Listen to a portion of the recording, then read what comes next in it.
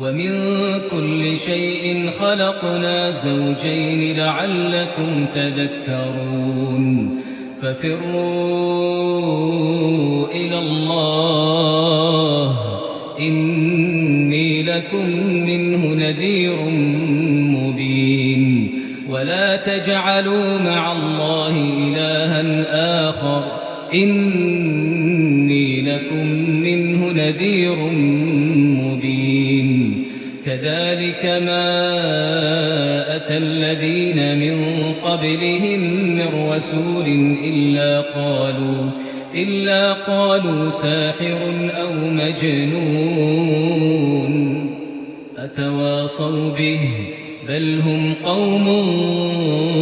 طاغون فتول عنهم فما أنت بملوم وذكر فإن الذكرى تنفع المؤمنين وما خلقت الجن والإنس إلا ليعبدون ما أريد منهم من رزق وما أريد أن يطعمون إن الله هو الرزاق ذو القوة المتين إن الحمد لله نحمده ونستعينه ونستغفره ونتوب إليه ونعوذ بالله من شرور أنفسنا وسيئات أعمالنا من يهده الله فلا مضل له ومن يضلل فلا هادي له وأشهد أن لا إله إلا الله وحده لا شريك له وأشهد أن محمدا عبده ورسوله بلغ الرسالة وأدى الأمانة ونصح الأمة وجاهد في الله حق جهاده صلوات ربي وسلامه لأتمان الأكملان على هذا النبي الأمين وآله الطيبين الطاهرين وأصحابه الأخيار الأبرار ومن سار على نهجه واقتدى بأثر إلى يوم الدين ربنا لا تزغ قلوبنا بعد إذ هديتنا وهب لنا من لدنك رحمة إنك أنت الوهاب adúpẹ́ fún Ọlọ́run ọba tí ọpẹ́ tọ́ sí lóòrèkóòrè àti ní ìgbà gbogbo látàrí àwọn orí ẹni ọlọ́kùn ọjọ́ kan tí ń ṣe fún wa yálà ìta béèrè nínú orí náà ni àbí tó ṣe pé a béèrè lọ́dọ̀ àsìtọrọ lọ́dọ̀ tí ń ṣe fún wa falahul hamdu walahu shukr adúpẹ́ fún Ọlọ́run ọba yìí a sì yìn Ọlọ́run ọba adúpẹ́ fún lórí àwọn orí tó ṣe wípé ó ń ṣe fún wa tá mọ̀ pé orí ní àti àwọn orí ní ọlọ́kan ọjọ́ kan tí Ọlọ́run bá yín ṣe fún wa tí a mọ̀ pé oore ni tó sì ṣe wípé oore ni lọ́dọ̀ ẹ̀ adúpẹ́ fún Ọlọ́run kọ́lọ́run kó gbọ́ ọpẹ́ wa sí ayé ọpẹ́ àwọn Ọlọ́run bá yín ní aláforíjì kó má ṣe ṣàforíjì ẹ̀ṣẹ̀ nìkọ̀ọ̀kan wa àwa ní alátìlẹ́yìn kó má ṣe rẹ́ nìkọ̀ọ̀kan wa ṣe a jẹ́rìí pé kò sí ẹni tá a lè sìn lótìtọ́ àti lódodo àyàfi Ọlọ́run yìí ọ̀kan ṣo tí ò pé méjì kò bímọ bẹ́ẹ̀ náà sì ni ẹnìkan ò bí òun ni alágbára lórí ohun gbogbo tí ń ṣe ohun gbogbo lórí ohun gbogbo òun nìkan ni ìjọsìn tọ́ sí ohun yóò kí wọ́n lè máa pè kí wọ́n máa wárí fún kí wọ́n máa bàràbàrà ẹ̀ kí wọ́n máa sìn ní ọlọ́kan òjọ́ kan bó tilẹ̀ kó pọ̀ tó bó tilẹ̀ kó tóbi tó níwájú wọn ànù lórí ànù ni òfò lórí òfò ni wọ́n lè yàn àdùbí láì kọ́lọ́n kí ó ṣọ́ ẹnìkọ̀ọ̀kan wọn bẹ́ẹ̀ àtún ajẹ́rí wípé aṣíwájú wa ọ̀gá wa láwọ̀kọ́ṣe wa nábì wa Muhammad òjíṣẹ́ Ọlọ́run ọba ní ṣe ẹrú Ọlọ́run ní pẹ̀lú ó jẹ́ṣẹ́ Ọlọ́run ọba rẹ̀ gẹ́gẹ́ bí Ọlọ́run ọba ṣe fi rán funfun bẹ̀ ó jẹ́ ká mọ̀ kí funfun ni dúdú bẹ̀ ó ṣe ní dúdú fún wa kò sì dápọ̀ mọ́ra wọn látara àdí èyí ìkẹwọn ìgẹ̀ tó pé tí ó dín kó máa lọ bá anábì wa Muhammad àti àwọn ará ilé àti àwọn sàhábà àti gbogbo ọmọ lẹ́yìn ìdìgbà tí ayé òní padà jẹ́ ayé mọ́ ní ọjọ́ kan Ọlọ́run tí ó ti fi wá sí ojú ọ̀nà tí ó tọ́ kọlọ́run dákun kó má jà ṣìnà àlékún ọ̀nà mà ní à ń tọrọ ní ọ̀dọ̀ Ọlọ́run lóòrèkóòrè àti ní ìgbà gbogbo kó fi ṣe sàárà fún ẹnìkọ̀ọ̀kan wa oore tí ń bẹ ní ọjọ́ tòní àti oore tí ń bẹ lẹ́yìn ọjọ́ òní atọrọ ẹ̀ ní ọ̀dọ̀ Ọlọ́run abéèrè ẹ̀ ní ọ̀dọ̀ Ọlọ́run kọ́lọ́n kó pín kárí kó wá wá o aburú ọjọ́ tòní àti aburú tí ń bẹ lẹ́yìn ọjọ́ òní àfi Ọlọ́run bá wáṣọ ń bẹ kọ́lọ́n kí oṣù ẹnì kọ̀ọ̀kan wa àwọn òkú wa tí wọ́n kú sí ní Islam kọ́lọ́n dákun kó bá foríjì wọn kó ṣe wọn ní ẹrú tó pè kẹ́ kó má ṣe wọn ní ẹrú tó pè wá jẹ níyà àwa náà ń bẹ nílé ayé kọ́lọ́n dákun kó jẹ́ kí a máa bẹ dáadáa o kó máa darí wa síbi tó nífẹ̀ẹ́ sí àti ibi tí ó yọ́nú sí kó foríjì wa kó tó pa wá tó bá pa wá kó ṣe wá ní ẹrú tó pè kẹ́ kó má ṣe wá ní ẹrú tó pè wá jẹ níyà lẹ́yìn eléyìí akíra wa ní orí amóhùnmáwòrán tí a mọ̀ sí Sunna TV Yorùbá wípé assalamu alaikum wa rahmatullahi wa barakatuh lẹ́yìn kíkí tó fi ní ọlá jùlọ atọrọ ní ọ̀dọ̀ Ọlọ́run kí ó jẹ́ kí ẹnì kọ̀ọ̀kan wa kó máa bẹ dáadáa nínú ìsìláàmù gidi àlàáfíà tí ó péye taziki tí ó jẹ́ halal lẹ́yìn wá gbà náà àwọn ẹnìkan ni Ọlọ́run bá ṣe ní olóògbọ́wọ́ ètò yìí tó ṣe pé wọ́n rí wípé ohun tó kàn nínú ìgbésí ayé tàwọn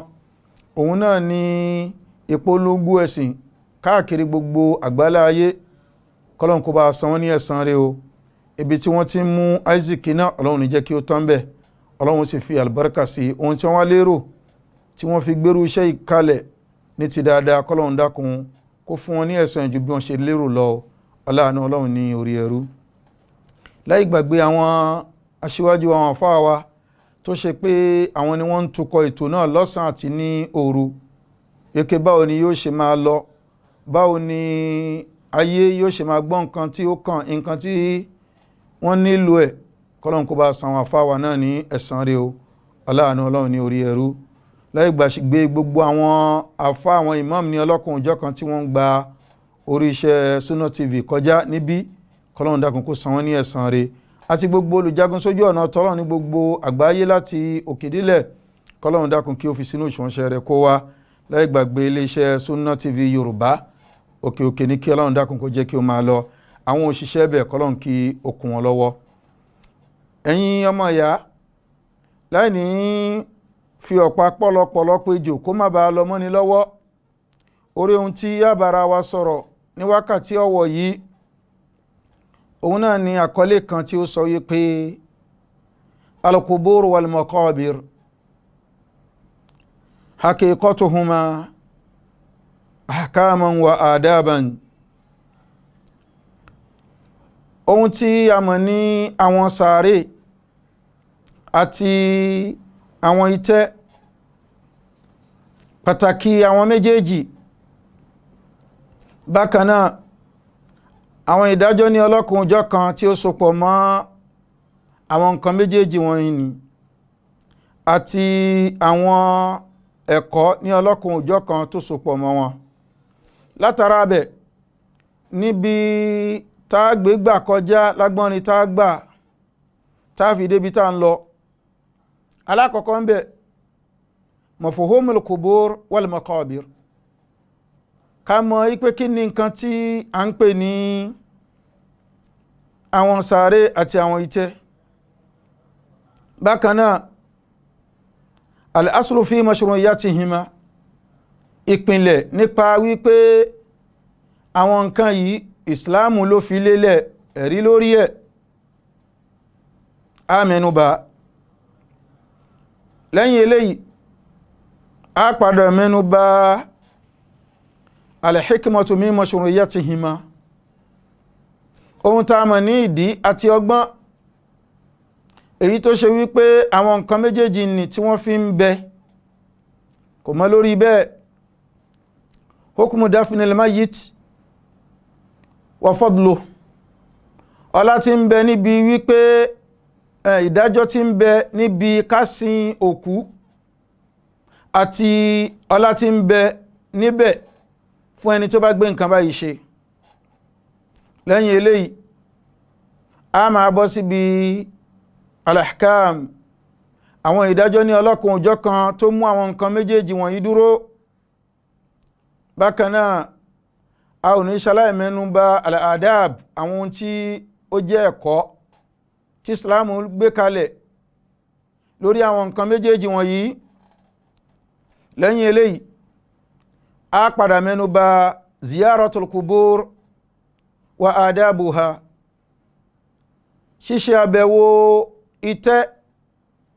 ìyẹn ṣíṣe àbẹ̀wò sàárè àti àwọn ẹ̀kọ́ èyí tó ṣe pé ó sopọ̀ mọ́ àwa tí a fẹ́ sọ àti àwa tí a fẹ́ gbọ́ kọ́lọ̀n kó kún ẹnìkọ̀ọ̀kan wa lọ́wọ́. Ká gbé níbi tí a ti bẹ̀rẹ̀, tí a bá ní káwọn tí a ń pè ní al-qubur jamu al-qabr, nǹkan tá ń pè ní àwọn sàárè, a rí wípé àpapọ̀ ni ó jẹ́ fún orúkọ kan tí a mọ̀ ní sàárè. Àwọn olùmọ̀kọ́lọ́n kó san wọ́n ní ẹ̀san rẹ̀ níbi ìtumọ̀ tó jẹ́ ti èdè àti ibi tó jẹ́ ti ìfọ́síwẹ́wẹ́. Wọ́n rí wípé méjèèjì náà orí nǹkan kan náà ni ó ń bọ́ sí. Ǹjẹ́ látara àdíyẹ yìí oríṣiríṣi ìtumọ̀ ní àwọn olùmọ̀ ni wọ́n fún tí a mọ̀ ní al-qabr, ìyẹn sàárè. Lábalábẹ̀ nínú àwọn ìtumọ̀ náà, al-makanu alladhi yudfanu fihi al-mayyit, sàárè òun náà ni ààyè èyí tó ṣe yí pé wọ́n máa ń sin òkú sínú ẹ̀.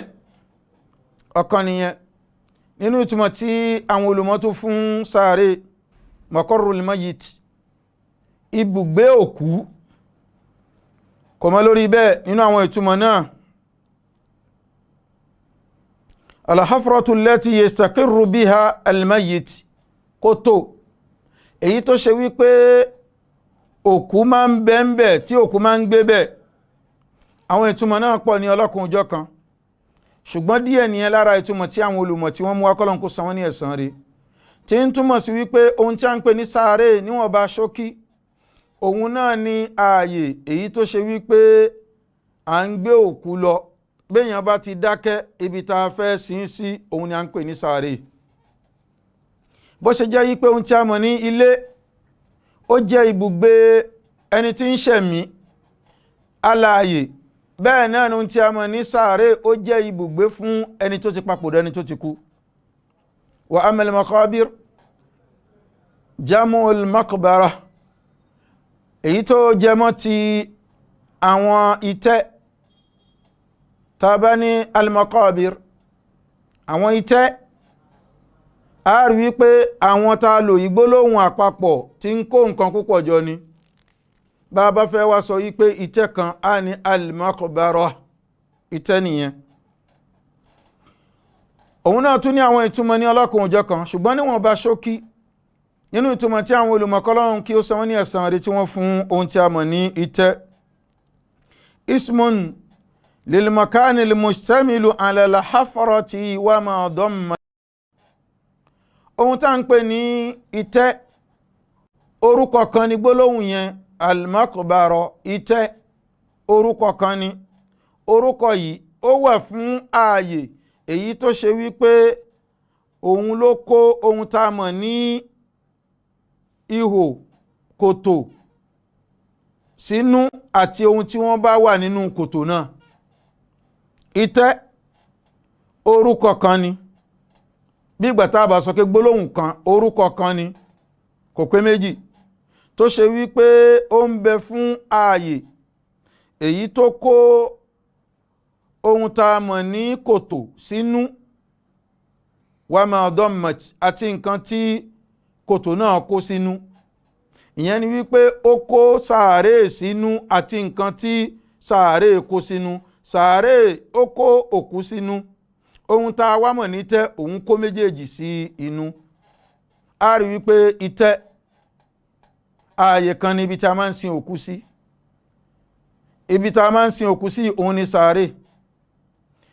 Ẹni tó kú yóò wọnú sàárè. Sàárè ń bẹ nínú itẹ́, itẹ́ ó kó sàárè sínú. Bákan náà ohun tí a mọ̀ ní nǹkan tí sàárè kó sínú tí a mọ̀ ní òkú. Eléyẹn jẹ́ níwọ̀nba. Bàbá wa wo àwọn agbọ́nrin tí a sọ yí pé a fẹ́ gba rẹ̀ kọjá. A rí wípé alákọ̀ọ́kọ́ ta mẹ́nubà ń bẹ, ohun náà tí a mọ̀ ní al-hikmatu min mashru'iyyati, ohun ta mọ̀ ní ọgbọ́n èyí tó ń bẹ níbi ohun tí a mọ̀ ní kí tẹ́ wà, bákan náà kí sàárè sí wà. a rí pé tá bá wò sọ́tún tá bá wò sí òsì oore ló jẹ́ fún wa kí tẹ́ wà bákan náà kí sàárè sí wà torí bó tilẹ̀ wò kó jẹ́ kẹ́mí èèyàn gùn ọjọ́ kan òjọ́jọ́ kan àkókò kọ lẹ́yìn ọmọ ènìyàn náà ni ó wá ṣòro ohun tí ò mímọ́ tí ò mí lọ sókè tí ò mí lọ lẹ̀ mọ́ láti lè máa bárú nǹkan bẹ́ẹ̀ gbé torí àìmímọ́ yẹn gan lára náà ó ti di òkú ń bete látara abẹ̀ yóò máa yí padà látara abẹ̀ yóò bẹ̀rẹ̀ sí ní rùn eléyìí yóò máa jẹ́ ohun tá a mọ̀ ní ìnira fún gbogbo àwọn ẹni tí bá ń bẹ ní agbègbè náà kódà ó lè ṣokùn àìsàn fún wọn eléyìí náà bákan náà a rí wípé ó wà nínú ohun tí a mọ̀ ní ìfi ọmọ ènìyàn èyí tá a ti rí lánàá tí ń lọ tí ń bọ̀ ìfiráre nígbà tó kó bá kú tá a bá kàn fi sílẹ̀ bẹ́ẹ̀ ǹjẹ́ látara àdí èyí a rí wípé Islam gbé kalẹ̀ fún wa wípé ohun tá a mọ̀ ní òkú tó bá ti kú kò sí nǹkan méjì mọ́ ká gbé lọ sí tẹ́ ká sì sin sínú sàárè tá a gbé fún ní ìtẹ́ eléyìí ń bẹ nínú àpọ́nlé tó ṣe wípé Ọlọ́run ọba fi pọ́n ọmọ ànábì Ádámù lé níbi wípé kọ́mọ ènìyàn kú kó sì di ohun tí a fẹ́ sin Ọlọ́run ò ṣe níṣe wípé bọ́mọ ènìyàn bá kú ká fi sílẹ̀ àbí ká jù fún àwọn ẹranko burúkú èyí tí máa ń jẹ nǹkan àbí ká tiẹ̀ jù fún àwọn ẹyẹ ni láwọn ẹyẹ tí wọ́n máa ń jẹ ìjẹkújẹ rárá Ọlọ́run ò ṣe léyìí báyìí kò sì ṣe ní nǹkan tí ó máa jẹ́ nǹkan tí ó máa dá ìsànkalẹ̀ láàrin wa àti òórùn burúkú Ọlọ́run kọ́ ọmọ ànábì Ádámù lé tó bẹ́ẹ̀ tó fi gbé ohun tá a mọ̀ ní sísin òkú sísin kalẹ̀ nínú ẹ̀sìn lábalábẹ̀ gẹ́gẹ́ bí ọ̀rọ̀ Ọlọ́run tọ́lọ́run ní thumma amatahu fa aqbara lẹ́yìn náà yóò wá pa tó bá tó wá pa bù ṣe yóò di ohun tó ṣe wípé á sin sínú sàárè ìyẹn máa jẹ́ ká máa mọ̀ pé tí òkú bá kú inú sàárè ni ó ń lọ ẹ̀rí wọ́n sì sínú sàárè àpọ́nlé ní eléyìí jẹ́ fún ọmọ ànábì Adam ìyẹn jẹ́ níwọ̀nba ṣókí á tún máa gbọ́ èyí tó tún jẹ mọ́ ní àwọn ọgbọ́n tí ń bẹ ń bẹ lẹ́yìn eléyìí á bọ́ síbi al-aslu fil mashru'iyyah ìpìnlẹ̀ tí ń bẹ níbi wípé ká sin òkú bákan náà ká sin òkú sínú sàárè ká sì sin sí ìtẹ́ ẹ má jẹ́ ká rìn jìnnà ẹ jẹ́ ká lọ síbi ìṣẹ̀lẹ̀ èyí tó ṣe pé ó ṣẹlẹ̀ láàrin àwọn ọmọ anábì Adam aleyhisalam ìyẹn Qabil àti Habil nígbà tó ṣẹlẹ̀ wípé awuye wáyé láàrin àwọn méjèèjì ó di gbọ́n mi sí omi òtó ìtàn pọ̀ ń bẹ ṣùgbọ́n bẹ́ẹ̀ kọ́ là ń lọ Qabil ó pa Habil tí ń ṣe friend tí ń ṣe ọmọ ìyá ẹ̀ tí ń ṣe brother ẹ̀ nígbà tọ́rọ̀ wá jẹ́ bẹ́ẹ̀ kò sì sí wípé bóyá ẹnìkan ti kú rí tá fi mọ̀ pé téèyàn bá kú báyìí lè ṣe ń ṣe Ọlọ́run wọ́n ń fún anábì wa Muhammad sallallahu alaihi wasallam ní ìrò ohun tó ṣẹlẹ̀ nígbà náà Ọlọ́run ní fàbáńsà Allahu ghuraban yab'athu fil ard liyuriyahu kayfa yuwari saw'ata akhihi qala ya waylata a'jaztu an akuna mithla hadha al-ghurab fa uwari saw'ata akhi fa asbaha minan nadimin. Allahu akbar. Nígbàtí ṣẹlẹ̀ tó ṣe pé Qabil ó pa Habil bù ṣe tí ó mọ̀ bó ṣe fẹ́ ṣe torí wé ò síwájú tẹ́lẹ̀ Ọlọ́run wá rán ẹyẹ kanákaná wípé kó wá fi mọ̀ báwo ni ẹ ṣe ń ṣe ẹyẹ kanákaná òun débẹ̀ ó bẹ̀rẹ̀ sí ní wálẹ̀ bẹ̀rẹ̀ sí ní gbẹ́lẹ̀ èkejì tiẹ̀ tí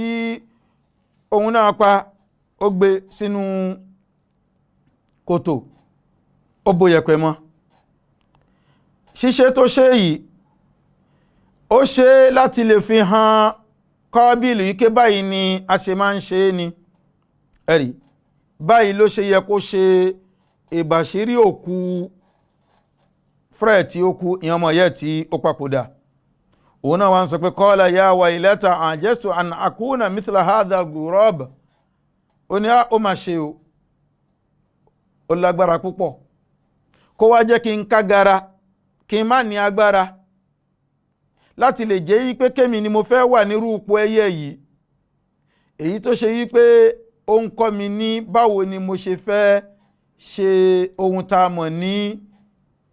ìsìtúra ọmọ ìyá mi. Fásùwà minan nadimin, ó wà nínú àwọn ẹni tí wọ́n ń ṣàbámọ̀. Láti bẹ̀ lọ òun náà ṣe ọmọ ìyá ẹ̀ gẹ́gẹ́ bí ẹyẹ ṣe ṣe ẹlẹ́kejì ẹ̀. Ìyẹn máa jẹ́ ká máa mọ̀ wípé ìpìnlẹ̀ nìyẹn. Ọlọ́run fi mọ ọmọ ànábì Ádámù yìí pé bí ìkànnù yín bá kú bá a ṣe ń ṣe ní pẹ̀lú fífi ẹyẹ ránṣẹ́. Ìyẹn ní abala bẹ̀. Bákan náà tàbá tún ní kíkà wò, a tún máa rí lóríṣiríṣi nínú tó fẹsẹ̀ rinlẹ̀ lásìkò ànábì wa Muhammad sallallahu alaihi wasallam. A rí wípé tí òkú bá kú, ànábì sallallahu alaihi wasallam wọ́n lọ sin òkú náà sí ìtẹ́, yẹn ní tẹ́ Mọ̀dínà tí a mọ̀ sí Al-Baqi, wọ́n lọ sin sí ibẹ̀. Gbogbo lè náà ń tọ́ka sí wípé ohun tí a mọ̀ ní sísin òkú sínú sàárè nínú tẹ́, nǹkan kan tó ṣe wípé ìsìláàmù ṣe kí ni o, ìsìláàmù fi ọwọ́ sí ni, tí ìsìláàmù sì gbà wọlé ni. Lẹ́yìn eléyìí a bọ̀ síbi ohun tí a mọ̀ ní hukmu dafnil mayyit, ìdájọ́ tí ìsìláàmù gbé kalẹ̀ lórí pé tó kú bá kú sísin ni, àti ọlá tí ń bẹ fún pé ká sin òkú. Ibẹ̀ la gbà lọ. Bí a bá ní ká wò, òfin tí ìsìláàmù gbé kalẹ̀ níbi wípé ká sin òkú fardun kifaya, òun náà ni wípé kárí àwọn apá kan nínú àwọn mùsùlùmí tó ṣe wípé wọ́n sì túrọ ọmọ ìyá wọn tó kú. Ìsìláàmù gbé kalẹ̀ bẹ́ẹ̀ pé ọ̀ranyàn ni pé káwọn apá kan tí wọ́n lè mójútó kí wọ́n ṣe, tí wọ́n bá ti ṣe àbùṣebùṣe. Ṣùgbọ́n tó bá ṣẹlẹ̀ pé òkú bá kú, àwárí àwọn ẹnìkan kí wọ́n dìde nínú àwọn mùsùlùmí láti lè ṣe ìsìtúra òkú yìí, níbi kí wọ́n wẹ̀ fún, wọ́n kírun fún, wọ́n gbé lọ sí tẹ́, wọ́n sin sínú sàárè. Àwọn ẹni tí wọ́n ní ohun tá a mọ̀ ní agbára láti ṣe irú nǹkan báyìí, tó ṣe pé àwọn irú nǹkan báyìí ó tọ́ sí wọn,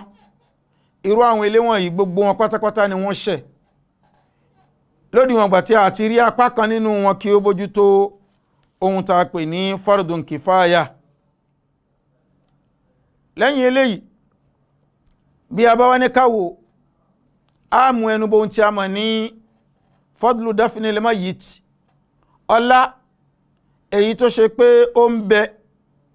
níbi sísin òkú, ọlá tí ń bẹ ń bẹ, ọlá pọ̀ tí ń bẹ ń bẹ ní ọlọ́kan òjọ̀kan. Ṣùgbọ́n èyí tí a mú wá fúnra wa, òun náà ni èyí tó ṣe pé imamu wa al-Bukhari àti imamu wa Muslim rahmatullahi alayhima tí wọ́n gbà wá nínú hadithu Abu Hurairah radiyallahu anhu wa ni sahabata ajma'in. Òun sọ fún wa yí pé Ànábì wa Muhammad sallallahu alaihi wasallam sọ yí pé man ittaba janazata muslim, ẹnikẹ́ni tí ó bá tẹ̀lé òkú mùsùlùmí imanan wa ihtisaba, pẹ̀lú ìgbàgbọ́ àti ìwà ojúure, ìwà ẹ̀san ní ọ̀dọ̀ Ọlọ́run ọba, wa kana ma'ahu, ó sì ń bẹ lẹ́ni tí ó wà pẹ̀lú òkú náà, hatta yusalla alayha, títí wọ́n fi kí ìrun sí òkú náà lára. Kò wá mọ́ lórí bẹ́ẹ̀, wa yufragu min dafniha, bákan náà wa yufragu min dafniha, ó sì tún wà ń bẹ títí wọ́n fi sin òkú náà. Fa innahu yarji'u min al-ajr bi qiratayn, kullu qiratin mithlu Uhud. Irú ẹni bẹ́ẹ̀ yóò padà sílé pẹ̀lú ẹ̀san èyí tó tó qiratu méjì. kìrọ́ọ̀tù alákọ̀ọ́kọ́ ó wà fún yín pé ó wà ń bẹ̀ wọ́n jọ kírun sí òkú lára ni. kìrọ́ọ̀tù ẹlẹ́ẹ̀kejì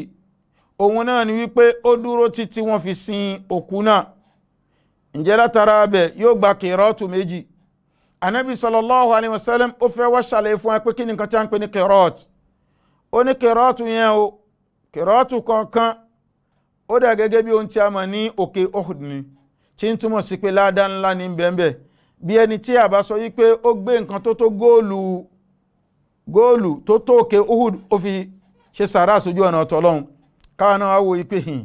irú ládá ò ní ó fẹ́ gbà ń bẹ̀, tí ń túmọ̀ sí pé ọlá ńlá ni fún gbogbo ẹnikẹ́ni tí ó bá ń ṣe eléyìí. káwọn náà ká gbìyànjú ká jẹ́ ẹnìkan tó ṣe wípé a máa kírun sí òkú lára, a sì máa rí wípé à ń tẹ̀lé òkú lọ sí itẹ́. eléyìí báyìí ládá ńlá ni fún wa. bákan náà àwa gan lára náà a tún ṣe eléyìí kalẹ̀ fún ara wa ni. lẹ́yìn eléyìí a lọ síbi àwọn ohun tí ó jẹ mọ́ ahkamul qubur wal maqabir, àwọn ohun tí ó jẹ mọ́ ìdájọ́ ní ọlọ́kun òjọ́ kan níbi ohun tí a mọ̀ ní àwọn itẹ́ àti àwọn sàárè, àwọn ìdájọ́ tó ṣe wípé ó so mọ́ ní ọlọ́kan òjọ́ kan. a lọ síbẹ̀ lẹ́yìn ìdánudúró díẹ̀ kí Ọlọ́run kí ó wà pẹ̀lú ẹnìkọ̀ọ̀kan wa. Assalamu alaikum warahmatullahi wabarakatuh. ìkànnì tẹ́ ń wò yìí náà ní ìkànnì Sunna TV, níbi tí àwọn onímọ̀ ti ń tẹ ìmọ́lẹ̀ sórí ẹ̀sìn Islam látọ̀rọ̀ Sunna TV, ìmọ́lẹ̀ nínú sunna nabi Muhammad sallallahu alayhi wa sallam. ní gbogbo ìgbà ní kẹ́ ẹ máa wò wá tí ẹ sì máa rí ẹ̀kọ́ ìsìn kọ́ lórí ìkànnì yìí náà ni o. òun ló múlẹ̀ rẹ̀kẹ̀tẹ̀ yàtọ̀ yìí. gbogbo mùsùlùmí lọ́kùnrin àti lóbìnrin ẹ jẹ́ ká máa wo Sunna TV, ẹ jẹ́ àwọn ọmọ wa náà máa wo Sunna TV kí wọ́n lè bá ní ìmọ̀ tó péye nípa sunna. ìkànnì tó ń tànmọ́lẹ̀ sínú ẹ̀sìn ni Sunna TV Yorùbá. ẹ máa wò wá ní gbogbo ìgbà kẹ́sì máa kọ́ ẹ̀kọ́ tó péye nípa sunna. Naam, akábọ̀ padà sí orí ohun tí a ń bára wa sọ̀rọ̀ lé lórí. òun náà ni àwọn ohun tí ó jẹ mọ́ ìdájọ́ ní ọlọ́kan òjọ́ kan nípa àwọn itẹ́ àti àwọn sàárè. a ti mẹ́nu bà ohun tí a ń pè ní itẹ́, bákan náà ohun tí a ń pè ní sàárè, àti ìdí pàtàkì tí àwọn nǹkan méjèèjì fi ń bẹ, àti ìpìnlẹ̀ níbi ohun tí a mọ̀ ní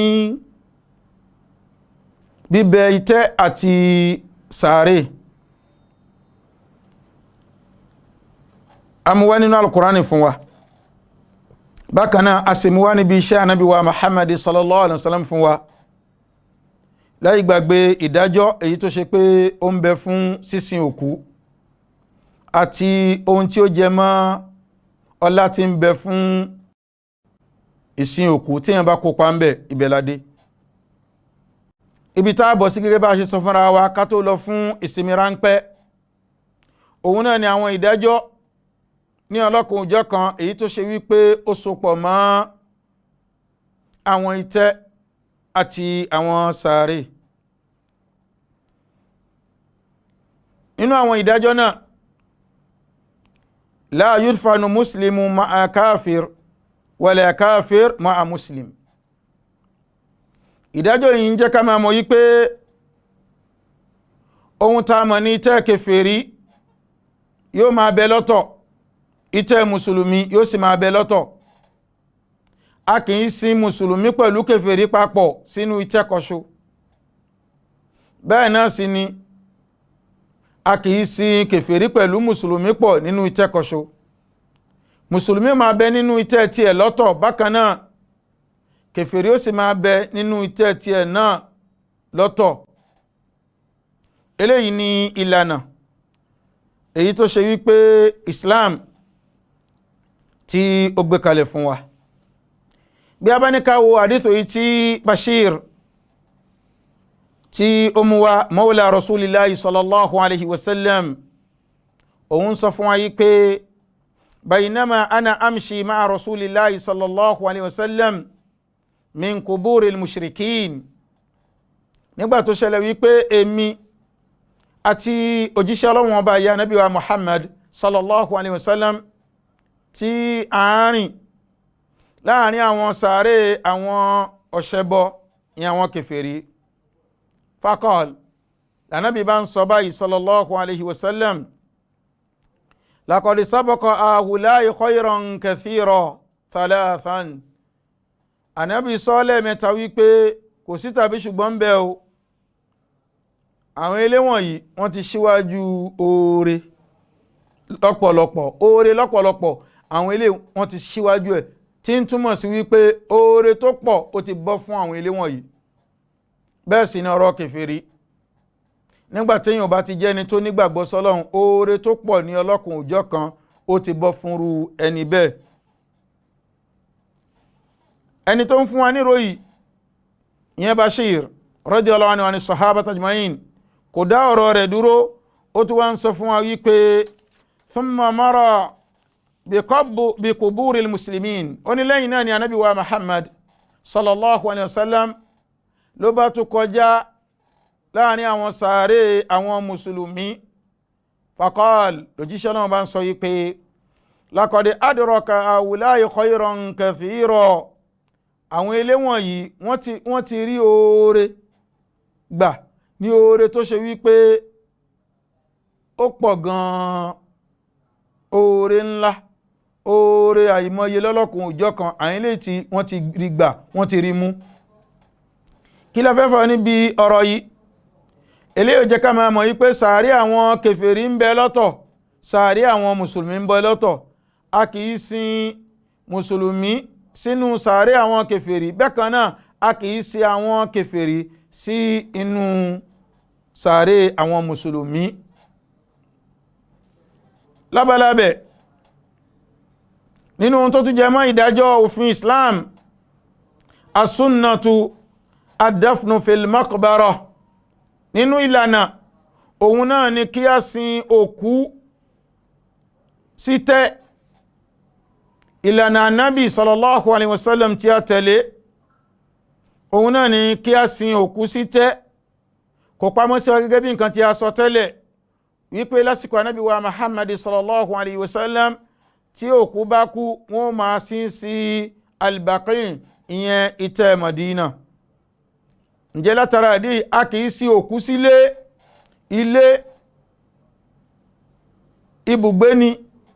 fún àwọn ẹni tí ń bẹ láyé, fún àwọn ẹni tí wọ́n ń bẹ láàyè, fún àwọn ẹni tó ṣe yí pé ẹ̀mí wọn ń lọ òkè, ẹ̀mí wọn ń lọ ọlẹ̀. Òun ni ilé ló jẹ́ ibùgbé fún wọn. Wa ammal mayyit,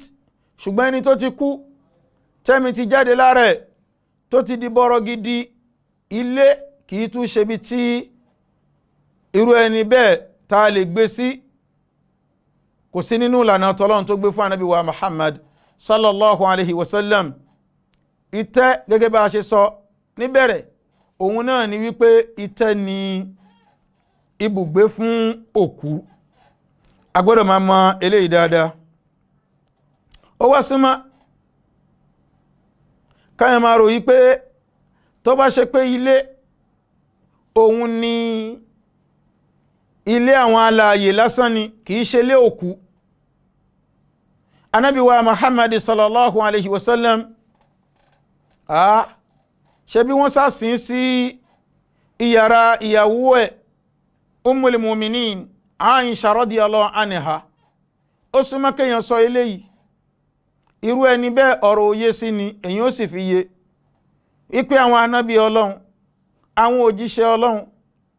ibi tí wọ́n bá kú sí, ibẹ̀ náà ni ibi tí òfin ẹ̀sìn ní ká sí wọ́n sí.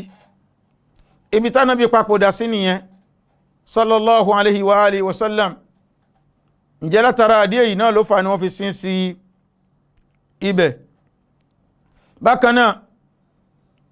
nínú àwọn ohun tí ó sopọ̀ mọ́ ohun tí a ń bá bọ̀, ìyẹn ìtẹ́ àti sísin òkú sínú sàárè. Ash-shuhada yudfanuna fi amakin istishhadihim fi ardil ma'araka wa la yunqaluna ila al-maqabir. àwọn tí wọ́n ń jagun lójú ogun tí wọ́n sì tán síbẹ̀ láwọn ṣùhádà, àwọn eléyìí ibi tí wọ́n fẹ́ sí wọ́n sí òun náà níbi tí wọ́n kú sí. Ilẹ̀ ogun ibi tí wọ́n gbé kú sí yẹn, tẹ́mi wọ́n tán sí yẹn, ibẹ̀ náà ni wọ́n sì wọ́n sí. A ní sọ pé a fẹ́ gbé wọn lọ sí ibẹ̀ náà ni. Òun ló fà tí a bá dé Uhud yẹn ní ìlú Madina, a rí wípé àwọn ẹni tí wọ́n jagun lójú ogun náà radiyallahu anhum ajma'in láwọn sàbí Ànábì wa Muhammad sallallahu alaihi wasallam tí wọ́n bá ogun náà lọ, a rí wípé ibẹ̀ ni wọ́n sì wọ́n sí ojú ogun tí wọ́n tán sí yìí, ilẹ̀ ẹbẹ̀ ni wọ́n sì wọ́n sí. Nínú wọn ni ọ̀nkà Ànábì wa Muhammad sallallahu alaihi wasallam ìyẹn Hamza radiyallahu anhu wa ni sahaba ajma'in. Bọ́lá wọn bá ní kélé iye nínú ohun tí ó tún jẹ mọ́ ìdájọ́ bákan náà lórí ohun tí a ń bá bọ̀. La bas bidafni lithnin aw akthar fi qabrin wahid inda ad-darurati wal hajati shadida. Kò sí ohun tó burú wípé ká sin èèyàn kan ni, àbí ká sọ wípé ká sin èèyàn méjì sínú sàárè kan, àbí èèyàn mẹ́ta sínú sàárè kan, àbí èèyàn tó jù bẹ́ẹ̀ lọ sínú sàárè kan inda ad-darura, nígbà tó bá di làlúrí tó sì ṣe wípé a nílò ká ṣe nǹkan náà ní dandan gbọ̀n. Eléyìí a máa wáyé kọ́lọ̀ má jẹ́ àmà nígbà tó bá ṣẹlẹ̀ ikú tí a mọ̀ ní àjàkálẹ̀ àrùn. Ó wáyé táwọn èèyàn bẹ̀rẹ̀ sí ní kú pọ̀pọ̀pọ̀pọ̀pọ̀pọ̀pọ̀ látara bẹ̀ àti lè máa wá gbẹ́ sàárè kọ̀ọ̀kan fún àwọn tí ń kú yìí, ìnira ni àbílẹ̀ náà ti ẹ̀ tó. Ǹjẹ́ látara àdí èyí kò sí ohun tó burú kí wọ́n gbẹ́ ohun tí a mọ̀ ní sàárè èyí tó fẹ̀ dáadáa tó tóbi dáadáa tí wọ́n máa sin wọ́n sí inú ẹ̀. Ó wá súnmọ́ kí ẹ máa wòye ké báwo ni wọ́n ṣe fẹ́ tó wọn síbẹ̀ nígbà tá a bá ti mọ̀ wọ́n, tálẹ́ni tí ó mọ Al-Qur'ani ká dáadáa nínú wọn, òun ni a jẹ́ kó síwájú. Bọ́n bá ṣe ń tẹ̀lera wọn níbi kíkà Al-Qur'an, a máa fi tẹ̀lé ara wọn àti níbi ohun tí a mọ̀ ní àgbọ́yé Islam. Eléyìí nǹkan kan ni tó ṣe wípé ó fi ẹsẹ̀ rinlẹ̀ ni nínú ìṣẹ̀lẹ̀ èyí tó ṣe wípé Hisham ọmọ Amir radiyallahu anhu ni sahaba ajma'in nínú ọ̀rọ̀ ẹ̀ tí ń sọ wípé àwọn kégbe lọ bá Ànábì wa Muhammad sallallahu alaihi wasallam ní ọjọ́ Uhud wípé ohun tí a mọ̀ ní kòtò gbígbẹ́ fún ẹnì kọ̀ọ̀kan gẹ́gẹ́ bí òkú ṣe pọ̀ yí báyìí, nǹkan kan ni tí ó le látara bẹ̀. Faqala Rasulullahi sallallahu alaihi wasallam firu wa amiku wa ahsinu warfinu lithnaini wa thalatha fi qabrin wahid. Ànábì sallallahu alaihi wasallam ó ní ẹ lọ gbẹ́ sàárè, ẹ sì jẹ́ kí ó jìn, ẹ sì ṣe dáadáa, ẹ máa sin èèyàn méjì àti èèyàn mẹ́ta sínú sàárè kan. Eléyìí báyìí ó ń tọ́ka sí wípé èèyàn méjì mẹ́ta ó lè sínú sàárè kan. Nígbàtí Ànábì ṣàlàyé fún wọn, Hisham ọmọ Amir ó wá ń bi Ànábì léèrè sallallahu alaihi wasallam yìí pé ìwọ òjíṣẹ́ Ọlọ́run bá tálẹ́ni tá kọ́kọ́ gbé, tálẹ́ni tá fi síwájú. Faqala Rasulullahi sallallahu alaihi wasallam, òjíṣẹ́ Ọlọ́run sọ yìí pé qaddimu aktharahum Qur'ana, ẹni tẹ́ fẹ́ ti síwájú òun náà lẹni tó ṣe wípé òun ló pọ̀ nínú Al-Qur'an, òun ló mọ Al-Qur'an ní kájú àwọn tó kù lọ. Arákùnrin tí a ń pè ní Hisham bin Amir radiyallahu anhu, òun wá ń sọ wípé fakana abi thalithu thalatha fi qabrin wahid. Ó ní bàbá òun ló jẹ́ ẹni kẹta àwọn mẹ́ta tí wọ́n wà ní inú sàárè kọ̀ṣọ́ ní ọjọ́ náà ní ọ̀hún. Kò mọ́ lórí bẹ́ẹ̀ nínú àwọn nǹkan tó ṣe wípé ó jẹ́ ìdájọ́ fún ìtẹ́ àti sàárè al-maw'idatu inda al-qabr amrun la ba'sa bih, kí a ṣe wáàsí, kí a sọ̀rọ̀ Ọlọ́run fúnra wa nídìí sàárè, alámọ̀rí kan ni tó ṣe pé kò burú tó bọ́ sí. A sì rí eléyìí lọ́dọ̀ Ànábì sallallahu alayhi wa sallam, tí a bá ní ká wo hadith èyí tó ṣe wípé al-Bara ibn Azib radiyallahu anhu wa ni sahaba tajman tí ó gbà wá, èyí tó ṣe pé Ànábì sallallahu alayhi wa sallam ó ṣàlàyé ń bẹ̀ nígbàtí olùgbàgbọ́ òdodo tó bá fẹ́ fi ilé ayé sílẹ̀ tó fẹ́ kọjú sí al-qiyama, tí Ànábì ṣàlàyé ń bẹ̀ sallallahu alayhi wa sallam nípa nígbàtí kèfèrí tó bá fẹ́ fi ilé ayé sílẹ̀ tó bá fẹ́ gba al-qiyama lọ, ìṣẹ̀lẹ̀ náà Ànábì ṣàlàyé ẹ̀ tó ṣe wípé nídìí sàárè ni. Eléyìí máa jẹ́ ká máa mọ̀ wípé nǹkan kan ni tí ó bọ́ sí. Kò mọ́ lórí bẹ́ẹ̀, nínú ohun tí Ìsìláàmù tún gbé kalẹ̀ gẹ́gẹ́ bí òfin, ta'miqul qabr wa tawsi'uhu, òun kí sàárè náà kó jìn, bákan náà kí a sì rí wípé ó fẹ̀, kó má jẹ́ fẹ́ gbẹ́ fún ẹni tó ṣe wípé a fẹ́ sin síbẹ̀ yóò fún rárá. Káwo bọ́ọ̀lẹ̀ náà ṣe sanra sí, ká fi mọ ohun tí a mú lódiwọ̀n. Fífẹ̀ náà, jíjìn tá a sì ń sọ yìí kìí ṣe pé kéèyàn gbẹ́ kànga kónú yín òun gbẹ́ sàárè rárá. Èyí tí ó dá òun nẹ́nu tí a mọ̀ ní kó jẹ́ ìdajì ọmọkùnrin, kó jẹ́ ìdajì ẹ̀, ó dá.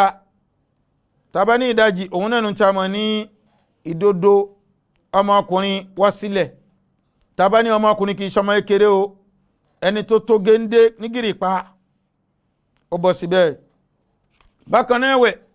nínú àwọn ohun tó ṣe yípo tún jẹ mọ́ ohun tí a ń bá bọ̀, òun nẹ́nu tí a mọ̀ ní al-lahad afdalu min ash-shaq idha kanat turbata sulbah. Òun náà ni sàárè gbígbẹ́ kan tí a máa ń pè ní al-lahad, ó lọ́lá ju ohun tí a mọ̀ ní sàárè tá ń pè ní ash-shaq lọ. Nígbà tó bá ṣe pé ilẹ̀ ibi tá a fẹ́ gbé òkú náà sí, ibi tí a fẹ́ gbé sàárè náà sí ilẹ̀ tó lé ní. Èwo la ń pè ní al-lahad? Ohun tá ń pè ní al-lahad, òun náà ni kí a máa gbé sàárè lọ sísàlẹ̀. Nígbà tí a bá gbé débi tá a fẹ́ gbé dé, ká wá wá ààyè ká gbẹ́ wọnú ní ọwọ́ ọ̀tún ẹ̀, tó ṣe wípé tí a bá fi òkú náà lélẹ̀ yóò máa kọjú mọ́ kíblà. Irú eléyìí òun ni a ń pè ní al-lahad. Débi kí ta bá fẹ́ wá dá yẹ̀pẹ̀ ìṣe àkàndá yẹ̀pẹ̀ sí ohun tá a mọ̀ ní ilẹ̀ lásán ni, torí a ti gbé òkú sínú yàrá kan lọ́tọ̀, a ti gbẹ́ ìsàlẹ̀ náà ibẹ̀ la kìí sí, àwádá yẹ̀pẹ̀ sí orí kòtò lásán. al-lahad nìyẹn. Bákan náà èyí tí a mọ̀ sí ash-shaq, òun náà ni pé ká ti máa gbẹ́ sàárè lọ, lẹ́yìn tá a bá gbẹ́ débi tá a gbẹ́ dé, a ti gbẹ́ ó fẹ̀ dáadáa. Ìgbà tá a bá gbẹ́ débi tá a gbẹ́ dé, a tún apá ọ̀tún sílẹ̀ díẹ̀, apá òsì sílẹ̀ díẹ̀, a tún máa wá gbẹ́ wọnú láàyè tá a mọ̀ wípé yóò tó láti lè wọ òkú, tó kú ó fi wọ ààyè náà. Eléyìí báyìí nǹkan kan ni tó ṣe wípé bá a bá fẹ́ wá kí òkú síbẹ̀, bí òkú a bá ti ń gbé òkú bọ̀, a kì í sí àárín náà, tí ń túmọ̀ sí wípé eléyìí náà nínú ìlànà ni, kò sí ìta ṣe nínú méjèèjì tí ó da. Ṣùgbọ́n gẹ́gẹ́ bí a ti ṣe mọ̀, ohun tá a mọ̀ ní al-lahad, tó bá ṣe pé ilẹ̀ ibi tá a fẹ́ gbẹ́ náà ilẹ̀ kan ni tí ó le ni, ó lọ́lá kó ṣe pé al-lahad, ìyẹn tí a gbẹ́ tá a yọ yàrá sí ọwọ́ ọ̀tún fún. Ó yàtọ̀ sí tó pé a gbẹ́ ìyàrá tá a fẹ́ yọ fún yóò máa jẹ́ láàárín. Ànábì sallallahu alaihi wasallam nínú ọ̀rọ̀ rẹ̀ ó ní al-lahadu lana wa shaqqu li ghayrina, wípé ohun tí a mọ̀ ní al-lahad, èyí tá a fẹ́ gbẹ́ tá a yọ yàrá sí ẹ̀gbẹ́ kan tó yẹ kébẹ̀ láàkí òkú sí lánàá tí wà nìyẹn o. wa shaqqu li ghayrina, èyí tó ṣe wípé àárín náà la ṣẹ̀ṣẹ̀ fẹ́ wá yọ ìyàrá tí òkú fẹ́ gbé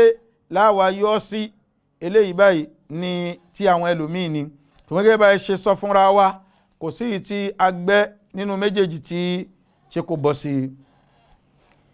àwọn ìdájọ́ náà wà ní ọlọ́kan òjọ́ kan bí a bá ní ká fẹ́ máa kà kí a sì tún máa ṣe àlàyé ẹ̀ fún wa. nínú àwọn ìdájọ́ náà yatawalla rijal inzala al-mayyit al-qabr, àwọn ẹni tó ṣe wípé wọ́n ṣetán láti gba òkú sínú sàárè àwọn ọkùnrin ni. eléyìí sì ni nǹkan tó ṣe wípé ó ti ń bẹ láti ọjọ́ tí ó ti pẹ́ ni. àwọn ọkùnrin àwọn ni wọ́n fẹ́ gbé òkú sí tẹ́ sínú sàárè, àwọn ni wọ́n fẹ́ kí òkú bọ́ inú sàárè, kìí ṣe àwọn obìnrin. eléyìí ó ti ń bẹ láti ọjọ́ tó ti pẹ́ torí iṣẹ́ àwọn ọkùnrin ni. àwọn ọkùnrin ni wọ́n lágbára, àwọn ọkùnrin sì ni wọ́n ní àmúmọ́ra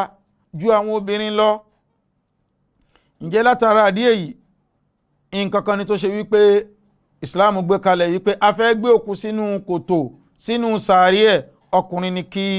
ó mójútó eléyìí báyìí. lábalábẹ̀ yugatta qabrul mar'a inda idkhaliha fil qabr, bí ó bá ṣe pé obìnrin ló kú tá a fẹ́ wá gbé sínú sàárè, lóòótọ́ a sọ pé àwọn ọkùnrin àwọn ni wọ́n ṣerú iṣẹ́ báyìí, ṣùgbọ́n wọ́n bò sàárè náà, wọ́n bò. kódà àrínú àwọn olùmọ̀tò yí wọ́n sọ wípé aṣọ àfi bò sàárè náà látara wípé ohun tá a mọ̀ ní oríkèríkè obìnrin náà kó má di ohun tí yóò máa hàn, àbí nígbà tí wọ́n bá ń gbé kó má di kébì kan yóò lọ sí àbí bákan. eléyìí yóò sì jẹ́ fìtínà fún àwọn ọkùnrin tí wọ́n bá ń bẹ́ńbẹ́, àyàfi ẹni tọ́lọ́run bá mi tí ó bá ṣàánú. ǹjẹ́ látara àdí èyí a máa rí wípé nǹkan kan ni tó ṣe wípé ká jẹ́ kí gbígbé òkú obìnrin sínú sàárè kó jẹ́ ohun tí ó pamọ́, kó má dà gẹ́gẹ́ bí ti ọkùnrin. bàbá ní ká wo ọ̀rọ̀ èyí tó ṣe pé ìmáàmù al-Khiraqi rahmatullahi alayhi wọn lẹ́rọ ẹ̀yìn ajma'in tí ó sọ, ó ní wal mar'atu yukhammaru qabruha bi thawbin, ó ní obìnrin o ní tiẹ̀ wọ́n máa bo sàárè ẹ̀ pẹ̀lú aṣọ nígbà tó bá ṣẹlẹ̀ pé wọ́n fẹ́ ṣe kíni o, wọ́n fẹ́ gbé sínú sàárè. àwọn ìdájọ́ náà pọ̀ ní ọlọ́kan òjọ́ kan. lẹ́yìn eléyìí a wá tara ṣàṣà lọ síbi ohun tí a mọ̀ ní aziyara, ayé ziyaratul qubur wa adabuha, àwọn bíbẹ̀ sàárè wò, ṣíṣe àbẹ̀wò sàárè àti àwọn ẹ̀kọ́ tí Islam gbé kalẹ̀ ní ọlọ́kan òjọ́ kan níbi wípé à ń bẹ̀ sàárè wò. bàbá ní bíbẹ̀ sàárè wò nínú nǹkan tí Islam gbé kalẹ̀ ní fún wa pé ká lọ bẹ̀ sàárè wò. ẹ má jẹ́ ká rìn jìnnà, ẹ jẹ́ ká lọ síbi ọ̀rọ̀ èyí tó ṣe wípé Ànábì wa Muhammad sallallahu alayhi wa sallam tí ó sọ nínú hadithu tí Buraida radiyallahu anhu wa ni sahaba tajmain tí ó gbà wá. òjíṣẹ́ Ọlọ́run sọ wípé kuntu nahaytukum an ziyaratil qubur fazuruha, mo ti kọ̀ fún yín tẹ́lẹ̀ wípé kí ẹ yé lọ bẹ̀ sàárè wò, kí ẹ yé lọ ṣe visit sàárè, mo ti kọ̀ fún yín tẹ́lẹ̀, fazuruha, ẹ máa lọ wò ó nísìn. àwọn ẹgbà wa ní ọlọ́kan òjọ́ kan lórí àwòrán yìí, ó wá ní ọlọ́kan òjọ́ kan, ṣùgbọ́n èyí tá a mú fún wa yẹn ìyẹn náà tó, torí níbi ká lọ bẹ̀ sàárè wò èèyàn gan lára náà èèyàn ó rí ọgbọ́n kọ́ ń bẹ̀, èèyàn ó sì máa rí nírí wípé bó tilẹ̀ wò kó jẹ́ ọjọ́ kan òjọ́jọ́ kan o, àkókò kọ lẹ́yìn tòun gan lára náà, wọ́n máa sọ pé láńgbájá kò mà sí nílé ayé mọ́, ó ti fi ilẹ̀ ó ti fi ṣaṣọ bora. ǹjẹ́ látara àdíyẹ yìí ká máa mọ̀ wípé ohun tí a mọ̀ níbẹ̀ sàárè wò nǹkan kan nítorí pé Ìsìláàmù tí ó gbé kalẹ̀. báyìí náà ni Ànábì wa Muhammad sallallahu alayhi wa sallam ni òun náà máa ń lọ bẹ̀ sàárè wò. àwa ń lọ bẹ̀ sàárè wò yìí tó bá ṣe pé sàárè àwọn mùsùlùmí la lọ bẹ̀ wò, eléyìí báyìí á tọrọ àforíjì fún wọn, á tọrọ ìkẹ́ fún wọn ní ọlọ́kan òjọ́ kan. tó bá ṣe pé sàárè tá a lọ bẹ̀ wò kìí ṣe sàárè àwọn mùsùlùmí, sàárè àwọn kèfèrí ni, kò sí ohun tó burú níbi ká lọ bẹ̀ sàárè náà wò nípa pé kí ni o, káwa náà rántí wípé ọjọ́ kan òjọ́jọ́ kan wọ́n gbé àwa náà wá sí ààyè èyí tó ṣe wípé yóò pa lọ́lọ́ báyìí tí ó dákẹ́ báyìí. ṣùgbọ́n eléyìí yóò wá túmọ̀ sí wípé ẹni mímọ̀ mi kan kú, ọ̀rẹ́ mi kan kú níbi iṣẹ́ àbí níbi tá ti máa ń ṣeré, kìí sì ṣe mùsùlùmí, wọ́n fẹ́ wá lọ sí, ǹjẹ́ látara dí èmi tí mo jẹ́ mùsùlùmí máa tẹ̀lé lọ sí tẹ́? Rárá, irú eléyìí kọ́ la ń sọ. Kìí ṣe pé kó tẹ̀lé kèfèrí lọ sí tẹ́, òun ni nǹkan tá ń sọ. Kìí ṣe pé kó tẹ̀lé ọ̀ṣẹbọ lọ sí tẹ́, òun ni nǹkan tá ń sọ. Rárá, kò sí ohun tó fi ara jọ eléyìí. O ní nǹkan kan ṣe níbi títẹ̀lé òkú kèfèrí lọ sí tẹ́ o. Ṣùgbọ́n nípa wípé o fẹ́ lọ ṣe àbẹ̀wò sí tẹ́ kèfèrí, kò sí ohun tó burú ń bẹ̀. Ṣùgbọ́n o gbọ́dọ̀ tọrọ àforíjì fún wọn bẹ̀, o sì gbọ́dọ̀ tọrọ ìkẹ́ ìgẹ̀ fún wọn bẹ̀ látọ̀dọ̀ Ọlọ́run. O gbọ́dọ̀ ṣe nǹkan kan tí ń jẹ́ àdúrà níbi àwọn ààyè tá a sọ yìí, ìyẹn níbi ìtẹ́ àwọn kèfèrí. Ohun tó kàn nílò ń bẹ̀ ni pé kó rántí wípé ọjọ́ kan òjọ́jọ́ kan ìwọ náà padà di òkú gẹ́gẹ́ bí wọ́n ṣe di òkú. Bákan náà, nínú àwọn ohun tí ó jẹ mọ́ ẹ̀kọ́ ṣíṣe àbẹ̀wò ìtẹ́,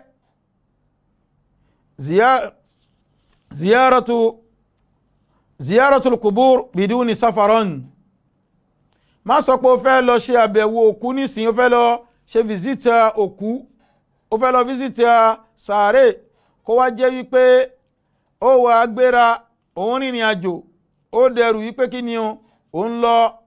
ìlú báyìí, ó fẹ́ lọ ṣe àbẹ̀wò sàárè. Eléyìí ò bọ́ sí.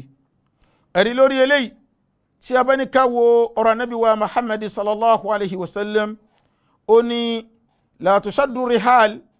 illa ila thalathati masajida. Èyàn kí palẹ̀ mọ́, èyàn kí dí ẹrù lẹ́rù tó ní rìn àjò máa ń dì nígbà tó bá fẹ́ filé sílẹ̀, kó náà ń lọ bí kan illa ila thalathati masajid, àyàfi kó jí àwọn mọ́sálásí mẹ́ta kan. Òun lèyìn ó sọ wípé mo fẹ́ kó lé, mo ń jáde, mo fẹ́ lọ wo bẹ̀, mo fẹ́ lọ ṣe ziyara bẹ̀, mo fẹ́ lọ visiti bẹ̀. Masjidi hadha, masalasi mi Ànábì sallallahu alaihi wasallam eléyìí tí mo ń bẹ́ẹ̀ yìí, wa masjidil haram, àti masalasi haram yẹn ní ìlú Maka, wa masjidil aqsa, àti masjidi Qudus. Kọ́lọ́hun dákun kó bá dá padà sí abẹ́ àsíá Islam, kọ́lọ́hun kó sì bá wa la àwọn mùsùlùmí ń bẹ̀, ọlá títóbi ọlá jẹ́kọ̀ṣù ẹ̀. Ǹjẹ́ látara àdíyẹ yìí, a kìí sọ yí pé bóyá pé a fẹ́ lọ ṣe àbẹ̀wò sí ìtẹ́, káwá béèrè pé bó ni ìtẹ́ náà wà, ká máa sọ pé ìlú kan ló wà, tá a máa wá palẹ̀ mọ́, tí àwa máa múra wípé à ń lọ bẹ̀. Eléyìí báyìí kò bọ́ sí o. Ìpalẹ̀mọ́ tíyàn bá fẹ́ mú,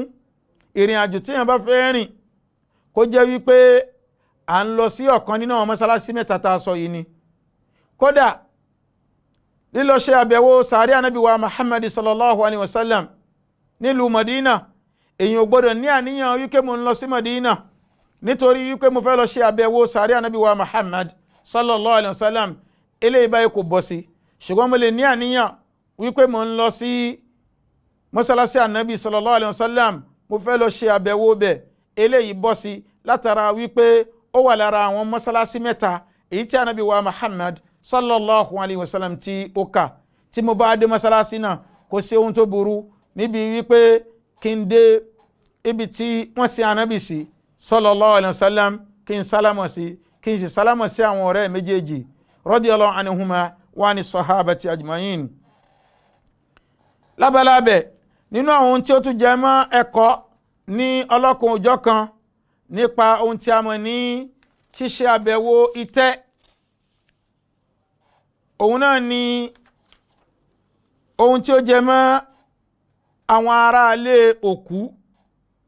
Àwọn aráalé òkú wọ́n fẹ́ lọ wo sàárè àwọn èèyàn wọn.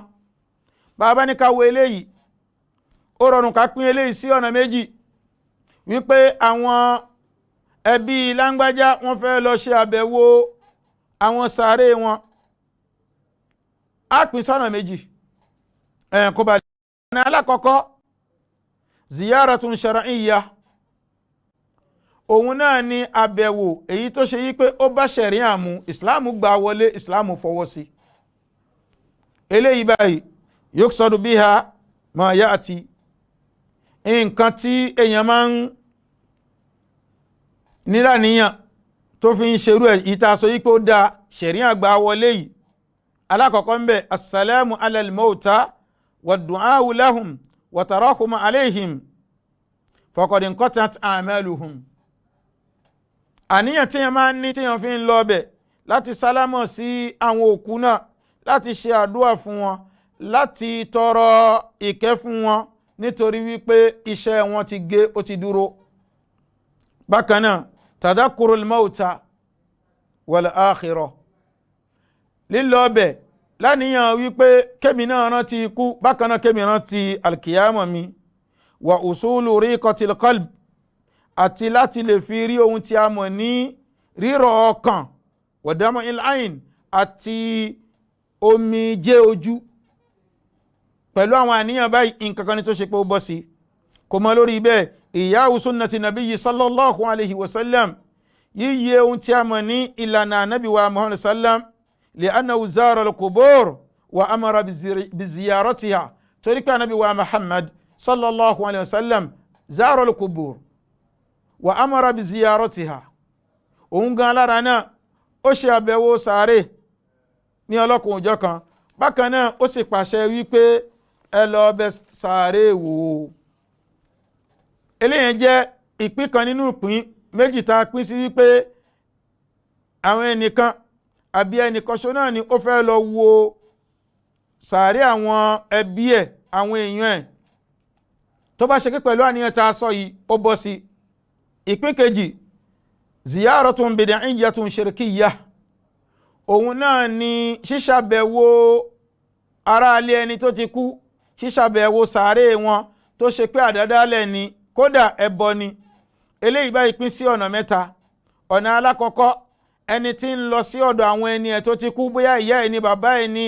ẹ̀gbọ́n ẹni, àbí àbúrò ẹni, àbí ìyàwó ẹni, àbí ọkọ ẹni, àbí ọmọ ẹni, tó ṣe pé lílọ tí ń lọ ń bẹ̀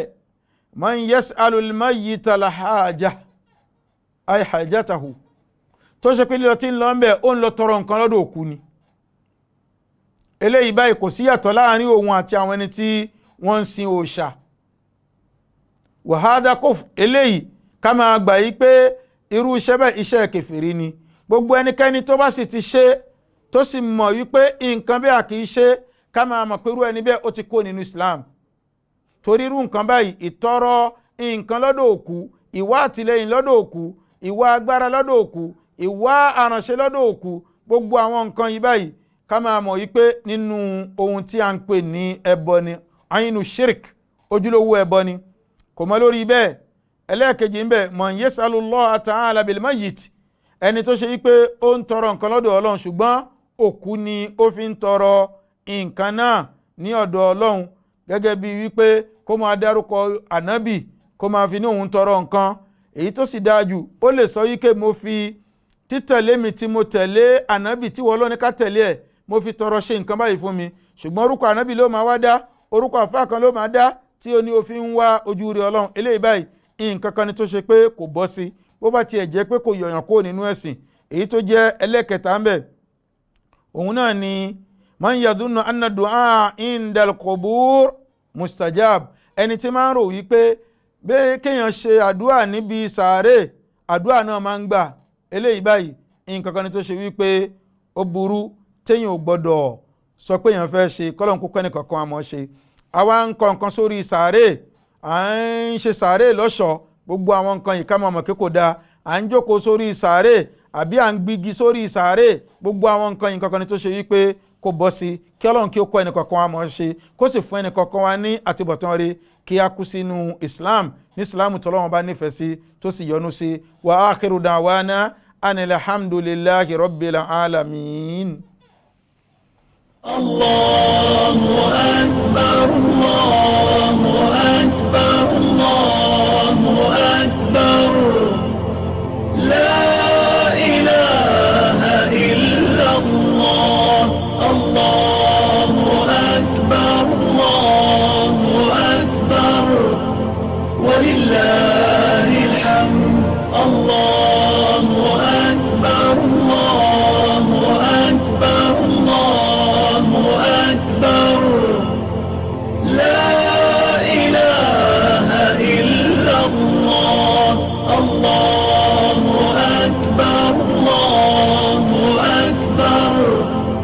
ولله